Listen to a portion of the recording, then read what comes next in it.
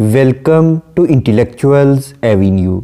आज हम PB Shelley की जिस पोइम को डिस्कस करेंगे उसका टाइटल है टू आ स्काईलार्क। ये पोइम टोटल 21 क्विंटेन्स पर कंसिस्टेड है। क्विंटेन का मतलब है 5 लाइंस पर consisted stanza.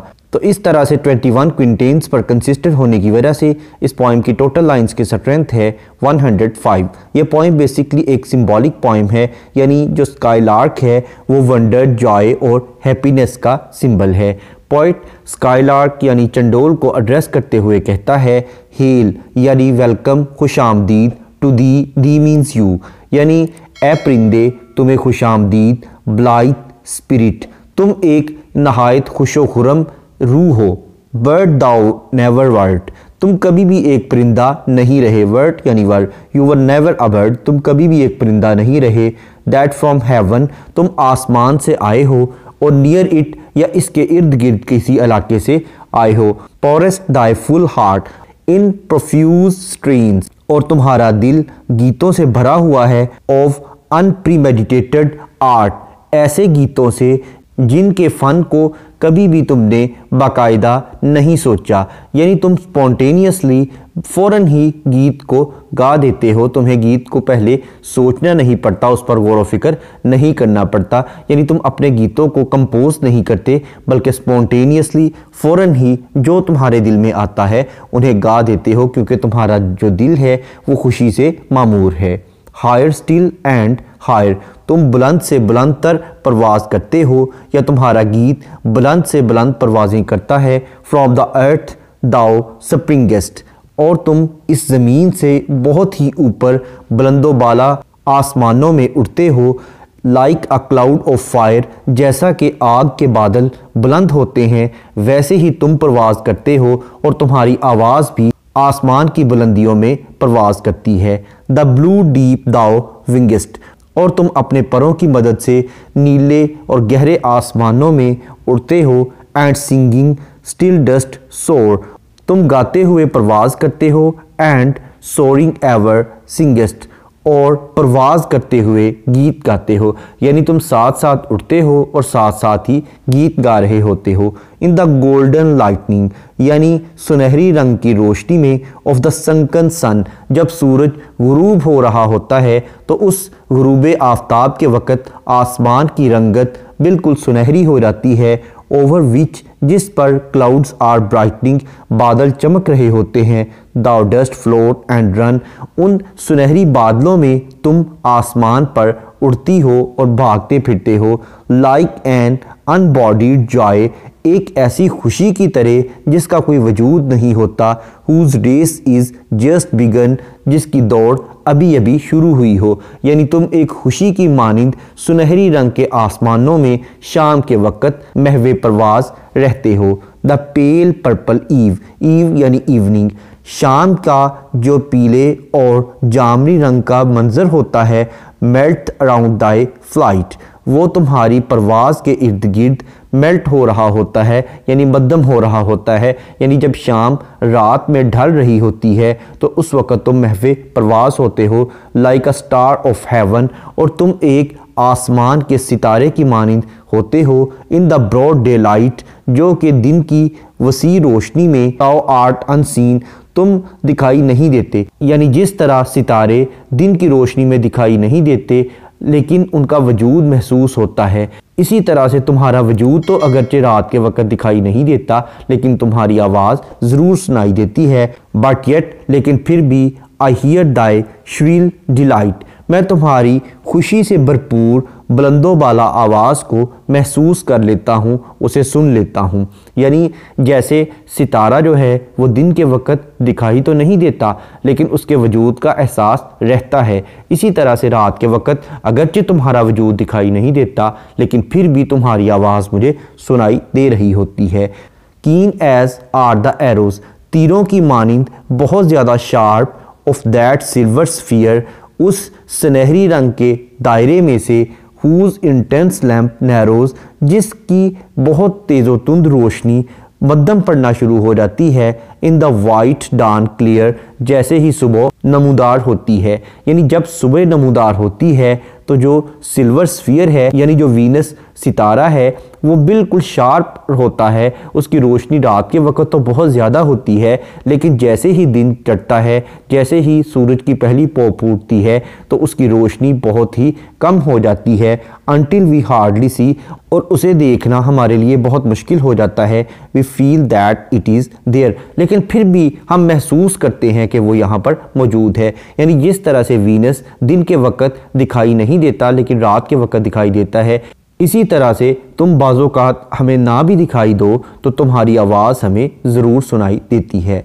All the earth and air, पूरी ज़मीन पर और हवा में, with the voice is loud, तुम्हारी आवाज़ की वजह से एक शोर पैदा होता है। As when night is bare, जब रात बिल्कुल अयां हो जाती है, वाज़े हो जाती है। फ्रॉम वन लॉनली क्लाउड, तो वहाँ एक तन्हा बादल दिखाई देता है। The moon rains out her beams, और चाँद अपनी किरणें उस बादल पर डालता है। एंड हेवन इज़ ओवरफ्लोड, और इससे पूरे के पूरा जो आसमान है वो मामूर हो जाता है, वो छलक पड़ता है।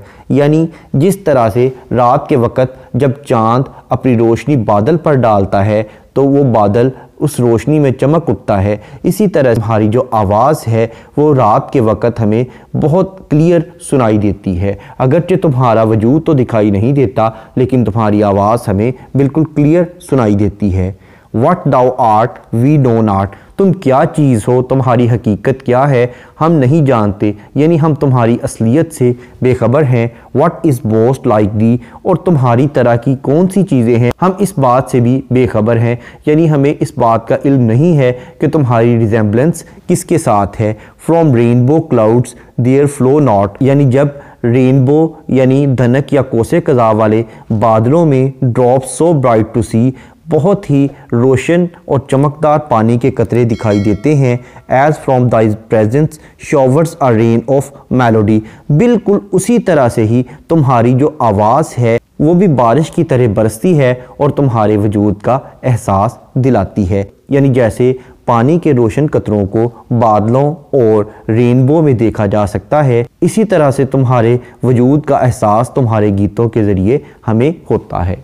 Like a point hidden in the light of thought, बिल्कुल एक शायर की मानिंद जो कि अपनी सोच की रोशनी में डूबा होता है। सिंगिंग हिम्स अनबिडन, वो किसी के कहे बगैर ही बहुत दुखी और अलमनाक किस्म के गीत गाता है। Till the world is start, कि ये दुनिया किस तरह मुश्किल से बनी है। To sympathy with hopes and fears, और इसमें हमदर्दी, उम्मीदें और खौफ हैं। इट हीडेड नॉट, जिसका किसी को एहसास नहीं होता। यानी जब शायर अपनी शायरी में गोताज़न होता है और वो ऐसी शायरी करता है जो कि बहुत ही दुखी होती है और वो अपनी मर्ज़ी से इस दुनिया के मतलब शायरी करता है कि ये दुनिया हमदर्दियों, उम्मीदों और गमों से भरी हुई है, लेकिन इसकी कोई परवाह नहीं करता। ये इसी तरह से तुम्हारा जो गीत है उसमें भी हमें इसी तरह की ही लापरवाही सुनाई देती है। Like a high born maiden, और तुम हमें एक अरिस्टोक्रेट फैमिली की लड़की की मानिंद दिखाई देती हो, यानी एक शहज़ादी की मानिंद दिखाई देती हो। इन अ पैलेस टावर, एक ऐसी लड़की, एक ऐसी शहज़ादी जो कि अपने महल के टावर में बैठी हो, सूदिंग, और वो सुकून पहुंचा रही हो। हर लव लेडन सोल, अपनी मोहब्बत तले दबी हुई रूह को। इन सीक्रेट आर, अपने प्राइवेट वक्त में, अपने तन्हाई के लम्हों में। With music sweet as love, मोहब्बत की मानिंद बहुत ही खुशनुमा मौसीकी से, यानी एक ऐसी लड़की जो अपने तन्हा कमरे में बैठी हो और मोहब्बत के इश्किया गीत सुनकर अपने दिल को बहला रही हो, अपने दिल को सुकून दे रही हो। विच ओवरफ्लोज हर बॉवर, और ये गीत उसके पूरे के पूरे कमरे में छलक रहा हो, इसकी गूंज उसके पूरे के पूरे कमरे में सुनाई दे रही हो। यानी जिस तरह से एक लड़की जब म्यूज़िक तन्हा बैठकर सुनती है तो उस म्यूज़िक की आवाज़ उसके पूरे के पूरे तन्हाई वाले कमरे में गूंज उठती है, इसी तरह से ही स्काई लार्क की आवाज़ पूरे के पूरे आसमान पर, पूरी की पूरी दुनिया पर गूंज रही होती है। लाइक अ ग्लो वर्म गोल्डन, और एक सुनहरी जुगनू की मानिंद। इन अ डेल, एक वादी में। ऑफ ड्यू, जहाँ शबनम पड़ी हो, यानी एक शबनम वाली घाटी में एक जुगनू की मानिंद। स्कैटरिंग, जो कि बखेर रहा होता है। अनबिहोल्डन इट्स एरियल ह्यू, अपनी उस रंगत को बगैर दिखाई दिए बखेर रहा होता है। Among the flowers and grass, फूलों और घास में, which screens it from the view, जो कि दिखाई तो नहीं देता लेकिन उसकी रोशनी की वजह से हर चीज़ दिखाई दे रही होती है। यानी जब जुगनू किसी शबनम से पुरनम वादी में अपनी रोशनी को फूलों और घास पर बिखेर रहा होता है तो वो खुद तो दिखाई नहीं देता लेकिन उसकी रोशनी की वजह से हर चीज़ दिखाई दे रही होती है। उसकी रोशनी की वजह से फूल और घास दिखाई दे रही होती है। बिल्कुल इसी मानिंद ए स्काईलार्क, तुम खुद तो दिखाई नहीं देती लेकिन तुम्हारी खूबसूरत और सुरीली आवाज़ की वजह से हर चीज़ खुशनुमा दिखाई देने लग जाती है। और जिस तरह से जुगनू बगैर किसी हुक्म के अपनी मर्ज़ी से अपनी रोशनी बिखेरता है, ए स्काईलार्क, बिल्कुल उसी तरह से तुम अपनी मर्ज़ी से बगैर किसी के हुक्म के अपने गीत की सुरीली आवाज़ को बिखेरती हो। लाइक अ रोज़, एक गुलाब के फूल की मानिंद, embowered in its own green leaves, जो कि अपने ही सब्ज पत्तों में छुपा हुआ होता है, बाय वार्म विंड्स डीफ्लावर्ड, और गर्म हवाएं उसको बिल्कुल अयां कर देती हैं, यानी उसके पत्तों को हटा देती हैं। Till the sent it gives, और इसकी जो खुशबू होती है, मेक्स फेंट with too much sweet those heavy winged thieves, यानी हैवी विंग्ड थीव्स का मतलब है वो जो गर्म हवाएं हैं, उनका ये मेटाफर इस्तेमाल किया गया है।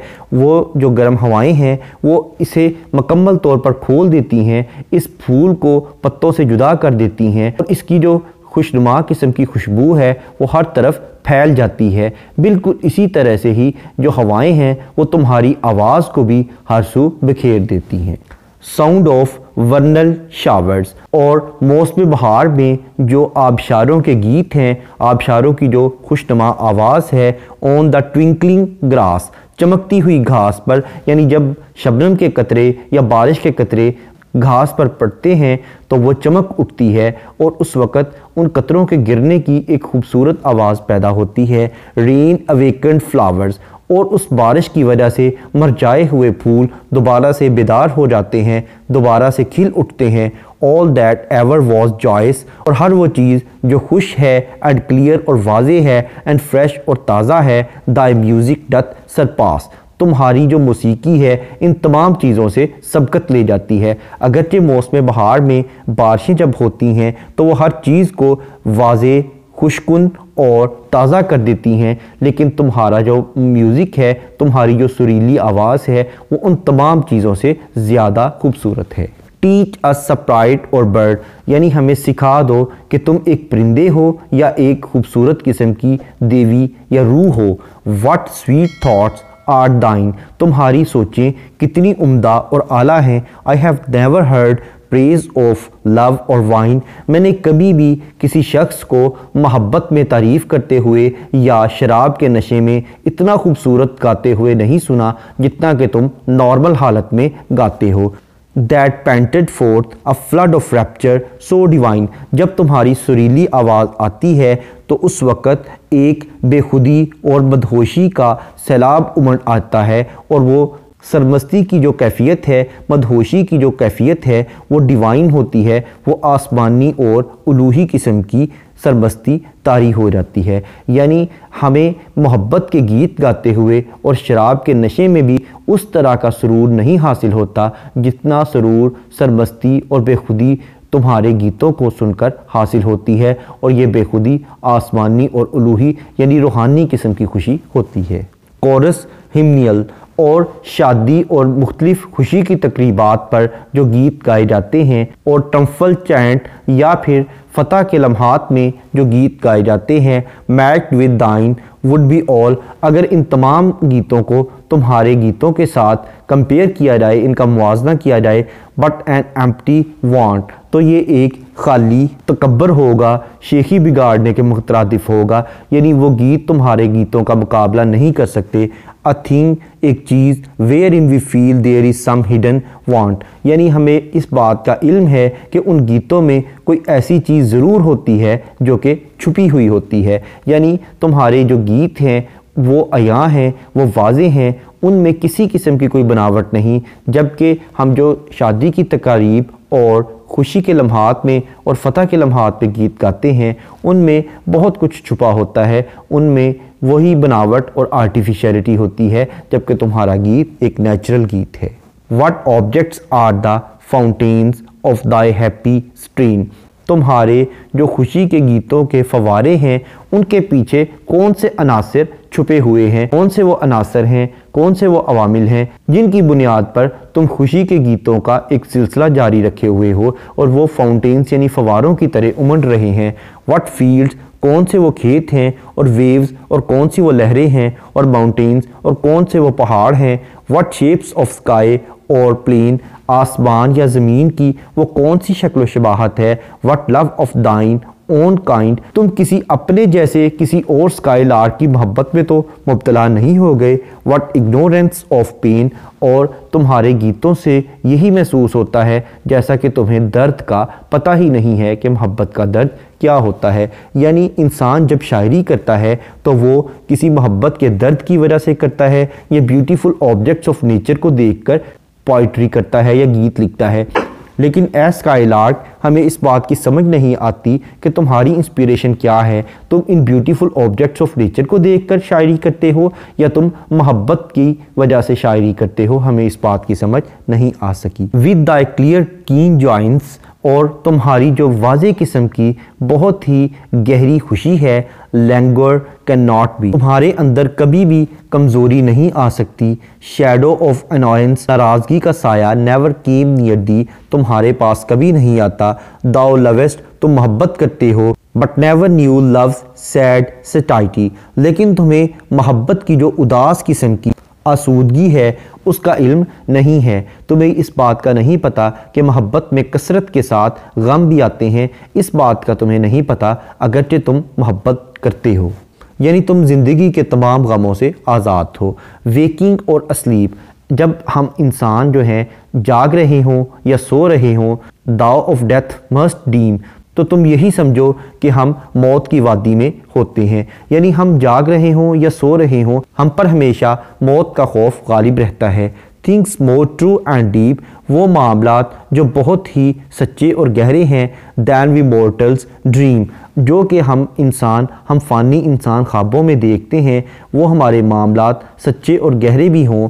और how could Dai notes flow in such a crystal stream, लेकिन हमें इस बात की समझ नहीं आती कि तुम्हारे जो खूबसूरत गीत हैं वो किस तरह बिल्कुल क्रिस्टल की मानिंद साफ़ और शफाफ वादियों की मानिंद किस तरह से बहते चले जाते हैं। यानी हम इंसान जो हैं हम हालत ख्वाब में और हालत बेदारी में मौत के खौफ के ज़ेर असर रहते हैं, लेकिन तुम्हें मौत का कोई खौफ नहीं है। तुम खुद भी इमोर्टल हो और तुम्हारे गीत भी इमोर्टल हैं जो कि क्रिस्टल की मानिंद साफ़ और शफाफ वादियों की मानिंद बहते चले जाते हैं। We look before and after, हम माजी को भी देखते हैं और आने वाले वक्त को भी देखते हैं। यानी हमें माजी के पछतावे भी हैं और मुस्तकबिल की कुछ परेशानियां भी हैं। And pine for what is not, और हम उस चीज़ पर हमेशा फ़िक्रमंद रहते हैं जो कि हमारे पास मौजूद नहीं है, हम उसी की ख्वाहिश करते रहते हैं। आवर सिंसियरेस्ट लाफ्टर, और हमारी जो सबसे बड़ी हंसी है, with some pain is fraught, उस गम की वजह से है जो कि हम हासिल नहीं कर सके। हमारी जो हंसी है वो भी हमारी उन चीज़ों के पीछे छुपी हुई है जिनको हम हासिल नहीं कर सके। यानी हमारी हंसी भी हमारे गमों से भरपूर है। आवर स्वीटेस्ट सॉन्ग्स, हमारे जो गीत हैं, आर दोज, वो वही हैं that tell of saddest thought, जो कि हमारी उदास सोचों की नुमाइंदगी करते हैं। यानी हमारे खुशनुमा और खुशी के गीत भी हमारी उदास सोचों की ही नुमाइंदगी करते हैं। यानी हमारी खुशी के पीछे भी कोई ना कोई गम छुपा होता है। यानी जैसे ही हमें किसी चीज़ के मिलने की खुशी होती है तो साथ ही हमें उससे बेहतर चीज़ को हासिल करने की ख्वाहिश पैदा हो जाती है और वही ख्वाहिश हमारे दुख की वजह बन जाती है। इसलिए हमारी हर खुशी के साथ एक गम छुपा होता है। Yet if we could scorn, फिर भी अगर हम इग्नोर कर सकें, नज़रअंदाज कर सकें हेट, नफ़रत को, एंड प्राइड, और तकब्बुर को, एंड फियर, और खौफ को, फिर भी अगर हम अपनी नफ़रत, तकब्बुर और गम और खौफ को इग्नोर कर सकें, नज़रअंदाज कर सकें। If we were things born not to shed a tear, अगर हम इस चीज़ के साथ पैदा होते कि हमारी ज़िंदगी में कोई गम नहीं आएगा और हम कभी भी आंसू नहीं बहाएंगे। I know not how thy joy we ever should come near, लेकिन फिर भी मुझे इस बात का इल्म नहीं है कि किस तरह से हम तुम्हारे मुकाम तक, तुम्हारी खुशी के मुकाम तक कभी भी नहीं पहुंच सकते थे। यानी अगरचे हमारी ज़िंदगी को गमों और दुखों से पाक भी कर दिया जाता, फिर भी हम तुम्हारे लेवल तक नहीं पहुंच सकते। तुम्हारा जो खुशी का लेवल है वहां तक पहुंचना हमारे लिए मुहाल था। बेटर दैन ऑल मेयर्स, तुम तमाम पैमाइशों से बेहतर हो। ऑफ डिलाइटफुल साउंड, यानी जितनी भी खुशी की आवाज़ें हैं उन तमाम आवाज़ों से बेहतर तुम्हारी ही आवाज़ है। बेटर दैन ऑल ट्रेयर्स, और तुम तमाम ख़जानों से बेहतर हो। That in books are found, जो कि किताबों में मिलते हैं, यानी वो ख़जाने जो हकीकत में नहीं पाए जाते, महज किताबों में, कहानियों में उनका जिक्र मिलता है। तुम उनसे बेहतर हो और तुम्हारी आवाज़ दुनिया की तमाम आवाज़ों से बेहतर है। दाई स्किल टू पॉइंट वर दाओ स्कॉर्नर ऑफ द ग्राउंड, और जो तुम्हारा फ़न है और जो तुम्हारे गीतों की शायरी है वो शायरों से बहुत बेहतर है। इसलिए तमाम दुनिया के शायर तुमसे हसद करते हैं कि काश उनकी भी आवाज़ तुम्हारी तरह होती, वो तुम पर रश्क करते हैं। Teach me half the gladness, और जितना तुम खुश रहती हो उस खुशी का आधा हिस्सा ही हमें सिखा दो। That thy brain must know, वो खुशी जो कि तुम्हारे जहन में मौजूद है, जिसको तुम्हारा जहन जानता है, जिससे तुम्हारा जहन आशना है।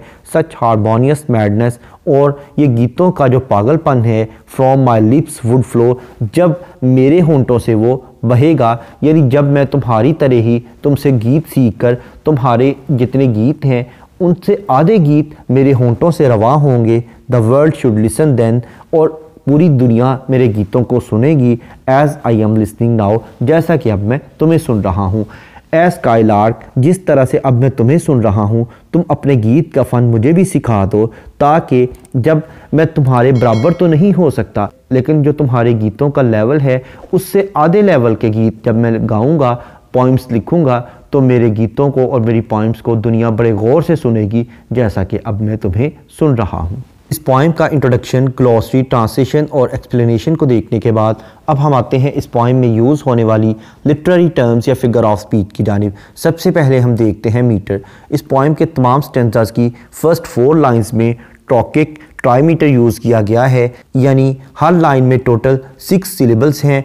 पहला सिलेबल स्ट्रेस्ड, दूसरा अनस्ट्रेस्ड है। इस तरह से ऑनवर्ड्स ये सिलसिला चलता है, और हर स्टेंजा की लास्ट लाइन आइम्बिक हेक्सामीटर में लिखी गई है, यानी टोटल 12 सिलेबल्स हैं। फर्स्ट सिलेबल अनस्ट्रेस्ड और दूसरा स्ट्रेस्ड है। इस तरह से ऑनवर्ड्स ये सिलसिला चलता है। उसके बाद नेक्स्ट है राइम स्कीम। इस पॉइम के तमाम स्टेंजाज में सेम राइम स्कीम को फॉलो किया गया है, यानी ए बी बी, यानी फर्स्ट और थर्ड लाइन्स आपस में राइम है और सेकंड लाइन फोर्थ और फिफ्थ लाइन के साथ राइम्ड है। जैसा कि फर्स्ट स्टेंजा की फर्स्ट लाइन का लास्ट वर्ड है स्पिरिट और थर्ड लाइन का लास्ट वर्ड है इट, स्पिरिट इट। उसके बाद सेकंड लाइन का लास्ट वर्ड है वर्ड, फोर्थ लाइन का लास्ट वर्ड है हार्ट और फिफ्थ लाइन का लास्ट वर्ड है आर्ट, वर्ड हार्ट आर्ट। इसी तरह से नेक्स्ट स्टेंजा में हायर फायर, उसके बाद springest wingest singest. Next stanza में लाइटनिंग ब्राइटनिंग, उसके बाद सन रन बिगन। उसके बाद नेक्स्ट स्टेंजा में इवन हेवन और flight light delight. Next stanza में arrows narrows, sphere clear dear. Next stanza में hair bare, loud cloud overflowed. Next stanza में not not, the see melody. Next stanza में hidden unbidden, thought wrought not. Next stanza में maiden laden, tower hour bower. Next stanza में golden unbeholden, dew hue view.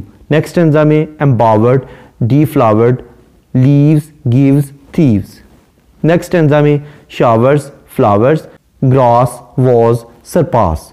Next stanza में bird heard, thine wine divine. Next stanza में hymeneal all, chant vaunt want. Next stanza में fountains mountains, strain plain pen.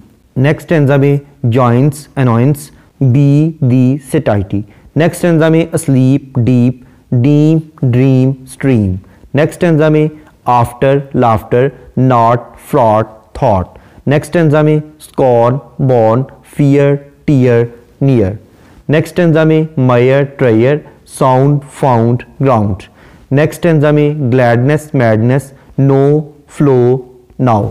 ये थी इस poem की rhyme scheme, यानी ABABB। Next है apostrophe. Apostrophe का मतलब है कि अगर पोइट किसी को एड्रेस करे तो उसे एपोस्ट्रॉफी कहते हैं। जैसा कि लाइन नंबर 1 में वो स्काईलार्क को एड्रेस करते हुए कहता है hail to thee blithe spirit. Next है कायुरा। कायुरा का मतलब है कि अगर पोइट किसी लाइन में पॉज या ब्रेक ले यानी वक्फा ले तो उसे कायुरा कहते हैं। जैसा कि लाइन नंबर 1 में हेल टू दी के बाद कॉमा यूज़ किया गया है। नेक्स्ट है एंजाइनमेंट। एंजाइनमेंट का मतलब है कि अगर किसी लाइन को पढ़ने के बाद उसकी प्रॉपर अंडरस्टैंडिंग डेवलप ना हो बल्कि इसके लिए नेक्स्ट लाइन की सपोर्ट की ज़रूरत हो तो ऐसी लाइन को रन ऑन लाइन कहते हैं और इस टेक्निक को एंजाइनमेंट कहते हैं। इसके बरक्स अगर किसी लाइन को पढ़ने के बाद उसकी प्रॉपर अंडरस्टैंडिंग डेवलप हो जाए तो ऐसी लाइन को एंड स्टॉप लाइन कहते हैं। अब हम आते हैं वापस एंजाइनमेंट की जानिब। इस पॉइंट की लाइन नंबर 4 में एंजाइनमेंट की टेक्निक को यूज़ किया गया है जिसमें पॉइंट कहता है पोरेस्ट डाई फुल हार्ट, यानी जो तुम्हारा दिल है वो भी इससे भरा हुआ है। अब वो कैसे भरा हुआ है, किस चीज़ से भरा हुआ है, वो नेक्स्ट लाइन नंबर 5 में बयान करता है in profuse strains of unpremeditated art. Next है सिमिली। सिमिली का मतलब है to compare two different things on the base of same traits, यानी एक जैसी सिफात की बुनियाद पर दो मुख्तलिफ चीज़ों का मुवाजना करना। जैसा कि लाइन नंबर 7 और 8 को अगर हम देखें तो इसमें वो उसकी परवाज़ को क्लाउड ऑफ फायर के साथ कंपेयर कर रहा है और लाइन नंबर 14 और 15 को अगर हम देखें तो इसमें पोइट उसके गीत को एक खुशी के साथ कंपेयर कर रहा है जिसका कोई वजूद नहीं है और जिसने अभी अपनी अपनी दौड़ को शुरू किया है। इसके बाद पोइट स्काईलार्क की आवाज़ को बहुत सी चीज़ों के साथ कंपेयर करता है। कभी वो उसे गुलाब के फूल के साथ कंपेयर करता है, कभी वो उसे जुगनू के साथ कंपेयर करता है। नेक्स्ट है इंटरनल राइम। इंटरनल राइम का मतलब है कि अगर पोइट एक ही लाइन में दो या दो से ज़्यादा राइम्ड वर्ड यूज़ करे तो इसे इंटरनल राइम कहते हैं। जैसा कि लाइन नंबर 8 में लाइक फायर, लाइन नंबर 25 में until it is, line number 52 में ग्रीन लीव्स, लाइन नंबर 54 में till it gives, line number 55 में मेक्स फेंट, लाइन नंबर 55 में अगेन स्वीट थीव्स। नेक्स्ट है अनोमेटोपिया। अनोमेटोपिया का मतलब है ऐसे वर्ड्स का इस्तेमाल करना जो कि हमारी सेंस ऑफ हियरिंग यानी हमारी सुनने की हिस्स को अपील करते हों। जैसा कि लाइन नंबर 20 में वो कहता है thou art unseen but yet I hear thy shrill delight. Next है मेटाफर। मेटाफर का मतलब है किसी क्वालिटी की बेस पर किसी चीज़ को उससे बेटर या वर्स चीज़ डिक्लेयर कर देना। जैसा कि लाइन नंबर 22 में वो कहता है ऑफ दैट सिल्वर स्फीयर, वो वीनस के लिए सिल्वर स्फीयर का वर्ड यूज़ करता है। उसके बाद लाइन नंबर 35 में वो कहता है as from thy pageants showers a rain of melody, यानी वो उसकी आवाज़ के लिए रेन ऑफ मेलोडी का वर्ड यूज़ करता है। नेक्स्ट है एनाफोरा। एनाफोरा का मतलब है beginning of two or more than two lines with the same word, यानी दो या दो से ज़्यादा लाइनों का एक ही लफ्ज़ से शुरू होना। जैसा कि लाइन नंबर 31 और 32 ये दोनों लाइन्स व्हाट से स्टार्ट हो रही हैं। इसके अलावा लाइन नंबर 32 में पोइट ने एक रिटोरिकल क्वेश्चन भी पूछा है what is most like the. इसके अलावा भी पोइट ने बहुत से रिटोरिकल क्वेश्चन पूछे हैं। नेक्स्ट है पर्सोनिफिकेशन। पर्सोनिफिकेशन का मतलब है to give human traits to the non living things, यानी बेजान चीज़ों को जानदारों की खसूसियत अदा कर देना। जैसा कि लाइन नंबर 55 को अगर हम देखें तो इसमें वो कहता है मेक्स फेंट with too much sweet those heavy winged thieves, यानी जो हवा है उसे वो हैवी विंग्ड थीव्स कहते हुए पर्सोनिफाई कर रहा है। उसके बाद लाइन नंबर 58 में वो कहता है रेन अवेकेंड फ्लावर्स, यानी वो फूलों को अवेकेंड कह रहा है तो इस तरह से वो फ्लावर्स को यानी फूलों को पर्सोनिफाई कर रहा है। नेक्स्ट है ऑक्सीमोरॉन। ऑक्सीमोरॉन का मतलब है ऐसे दो वर्ड्स का इस्तेमाल करना जो अपेरेंटली तो एक दूसरे से डिफरेंट हों लेकिन अगर उनकी डेप्थ में जाकर देखा जाए तो उनमें कोई ना कोई सिमिलैरिटी ज़रूर हो। जैसा कि लाइन नंबर 103 में वो कहता है सच हारमोनियस मैडनेस। हारमोनियस मैडनेस उसने ऑक्सीमोरॉन इस्तेमाल किया है। नेक्स्ट है एलिट्रेशन। एलिट्रेशन का मतलब है beginning of two or more than two words in the same line with the same letter or sound, यानी एक ही लाइन में दो या दो से ज़्यादा अल्फाज का एक ही हरफ या एक ही आवाज़ से शुरू होना।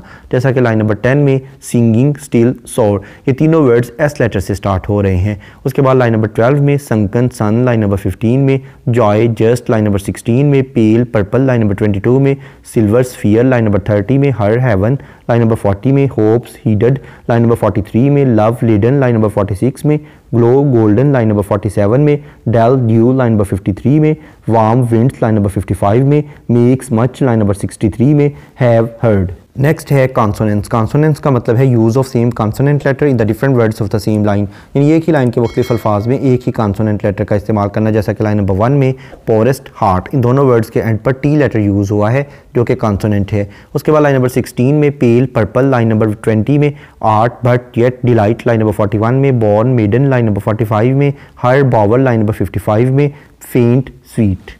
नेक्स्ट है एसोनेंस। एसोनेंस का मतलब है use of same vowel letter in the different words of the same line, यानी एक ही लाइन के मुख्तलिफ अल्फाज में एक ही वावल लेटर का इस्तेमाल करना, जैसा कि लाइन नंबर 8 में लाइक फायर, इन दोनों वर्ड्स में आई लेटर यूज़ हुआ है जो कि वावल है। उसके बाद लाइन नंबर 13 में विच ब्रिंगिंग, लाइन नंबर 25 में until it is, line number 45 में with music which, line number 54 में टिल इट गिव्स। इसके अलावा पोइट ने कुछ इमेजेस भी यूज़ किए हैं, जैसा कि skylark, heaven, heart, earth, cloud of fire, sunken sun, pale purple eve, star of heaven, broad daylight, arrows, lamp, dawn, night, moon, beams, rainbow, palace tower, bower, glowworm, dew, flowers, grass, rose, green leaves, sprite, bird, fields, waves, mountains, crystal streams, prayers, books, lips।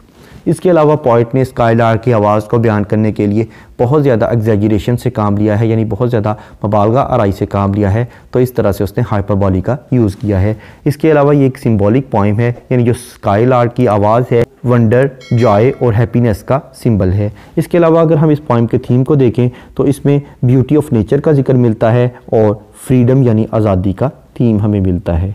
यहाँ पर यह poem इख्तिताम पजीर हुई। PB Shelley की दीगर poems को detail में समझने के लिए इसी चैनल यानी इंटेलेक्चुअल्स एवेन्यू पर पीबी शैली की प्लेलिस्ट को विज़िट करें। इसके अलावा जिन लिटरेरी टर्म्स का जिक्र इस पोइम में किया गया है उन तमाम टर्म्स को डिटेल में समझने के लिए इसी चैनल पर लिटरेरी टर्म्स या फिगर ऑफ स्पीच की प्लेलिस्ट को विज़िट करें। इन दोनों प्लेलिस्ट का लिंक नीचे डिस्क्रिप्शन बॉक्स में मौजूद है। Thank you for attending this lecture.